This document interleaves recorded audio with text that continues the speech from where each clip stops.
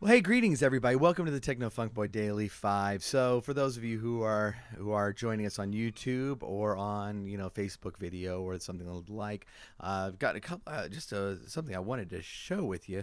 For those of you who are joining us on the Anchor app or on podcast, don't worry. We're going to talk about some of the stuff that we're looking at here. But if you've been keeping up with my videos or anything, you know that very recently I found like a plastic bin with all of my old SNES instruction manuals, and a couple of the NES ones in there. I even found a Game Boy box from Final Fantasy Adventure.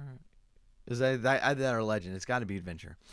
But I wanted to do some videos where we kind of just look at some of the stuff that I found, and I guess play with it is the wrong term, but at least look at it. So right now that thing is SimCity, and I think this manual is actually really fascinating because I think it tells us something about what Nintendo was expecting to get out of this. So all right, so a little bit of background. I think there remains a little bit of a difference between the PC gaming and console gaming, but that difference has narrowed. But back in the 80s and the 90s, that difference was very pronounced. And pronounced so much so that when Yuji Horii created Dragon Warrior, and for those of you listening to the Retro Zoo show, we're in the middle of this big series with Dragon Warrior, and so this is kind of fresh on my mind.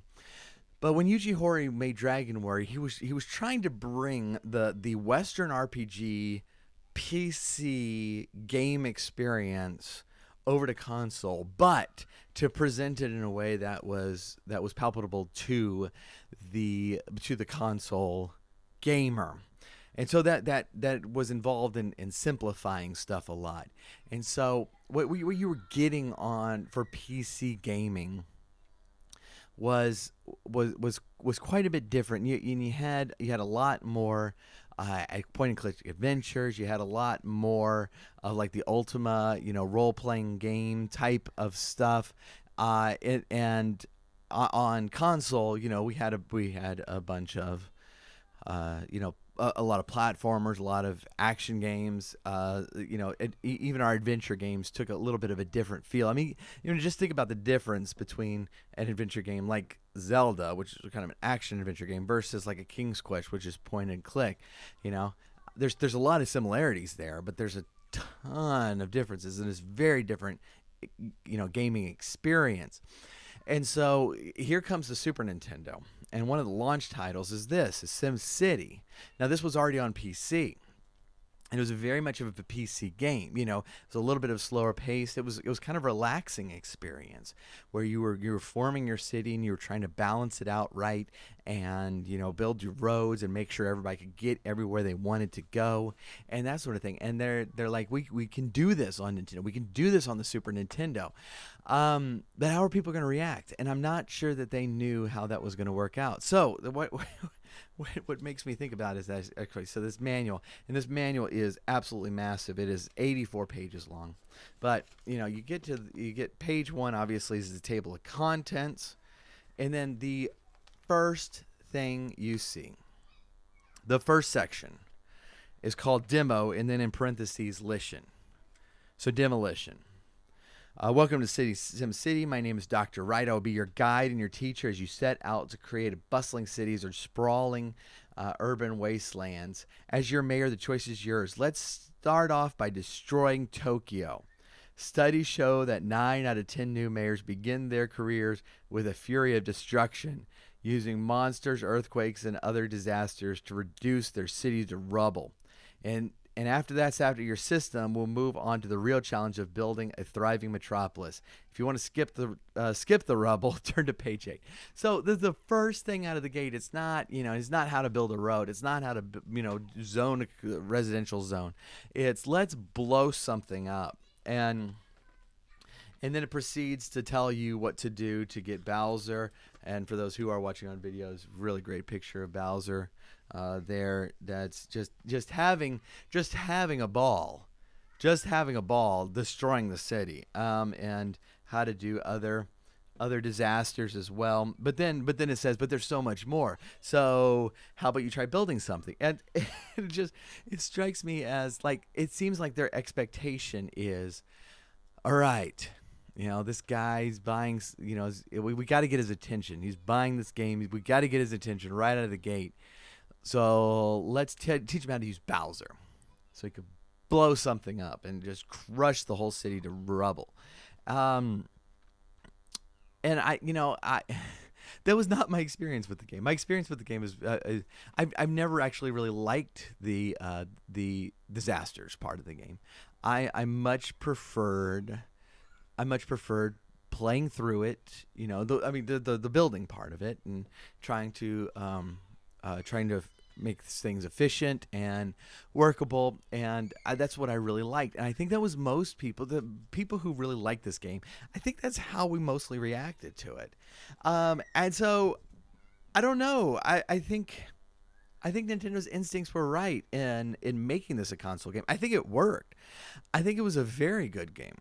I also think that they were getting a little maybe they were getting a little nervous when they're about to release it in America and starting to second guess themselves and like, are people really going to get into this? Or maybe, yes, we do think that they're going to get into it, but the first thing we've got to do is to show off, how you can blow up some stuff first.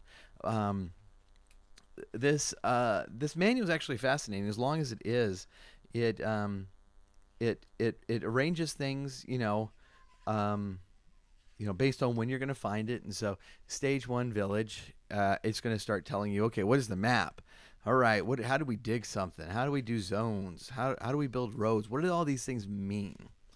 And these services and attractions and money and all the things, the voice of the people and progress, and then you get to the town, and then it starts getting into more complicated things. So it's like the RCI meter, and for those who've played this game, that RCI meter, you would live and die by the RCI meter. That's how much demand there is for residential, commercial, and industrial zones. And so we're starting to get into that because that's a little bit of a higher level thing. But then what's great is Dr. Wright includes these sections about different towns that he's experienced and what went wrong there and why they didn't work. And so Doodle is there's no plan. The streets are just kind of haphazardly arranged, and so it's hard to build things there because there's no plan. And so you go through and Portly. This is one I was just reading about a second ago. Portly is he wants to really encourage industry, and so he builds just a ton of ports. But that doesn't help. A port helps, but a ton of ports doesn't help. And so he's teaching you, what mistakes are very you're likely to do, and gives you examples through storytelling on how to avoid them. So this is a really great manual. I'm really glad that I found that again. That was really fantastic. And so we actually got a little thing full of these, and so we'll be going over more in soon. But in the meantime, this is the SimCity manual. Please do visit our website, technofunkboy.com. There's a really good reason why you should, because if you sign up for our newsletter there, we're going to have some free Dragon Warrior arrangements coming out very soon. In the next couple of weeks, next maybe 3 weeks. I'm wrapping them up. I'm kind of doing the final mixes on them right now. We are in the middle of that series in the Retro Zoo, and so something that you should jump on. We really appreciate it. Please like, share, and subscribe, and we will see you another time.